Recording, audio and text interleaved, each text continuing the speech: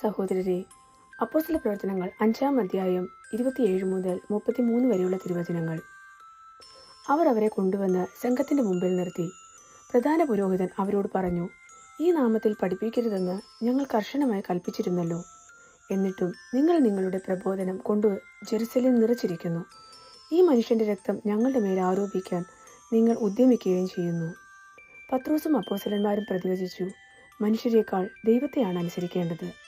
നിങ്ങൾ മരത്തിൽ തൂക്കിക്കൊന്ന യേശുവിനെ നമ്മുടെ പിതാക്കന്മാരുടെ ദൈവം ഉയർപ്പിച്ചു. ഇസ്രായേലിന് അനുതാപവും പാപമോചനവും നൽകാൻ ദൈവം അവനെ നാഥനും രക്ഷകനുമായി തൻ്റെ വലതുഭാഗത്തേക്ക് ഉയർത്തി.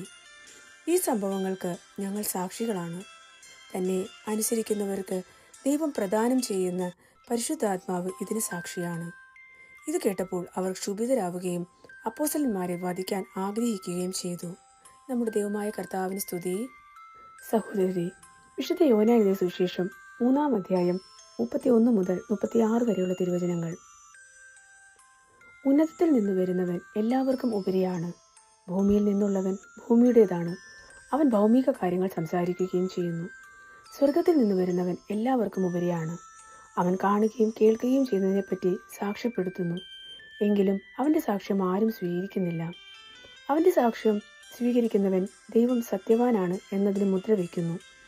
ദൈവം അയച്ചവൻ ദൈവത്തിൻ്റെ വാക്കുകൾ സംസാരിക്കുന്നു. ദൈവം അളന്നല്ല ആത്മാവിനെ കൊടുക്കുന്നത്. പിതാവ് പുത്രനെ സ്നേഹിക്കുന്നു. എല്ലാം അവൻ്റെ കൈകളിൽ ഏൽപ്പിക്കുകയും ചെയ്തിരിക്കുന്നു. പുത്രനിൽ വിശ്വസിക്കുന്നവന് നിത്യജീവൻ ലഭിക്കുന്നു. എന്നാൽ പുത്രനെ അനുസരിക്കാത്തവൻ ജീവൻ ദർശിക്കുകയില്ല. ദൈവകോപം അവൻ്റെ മേലുണ്ട്.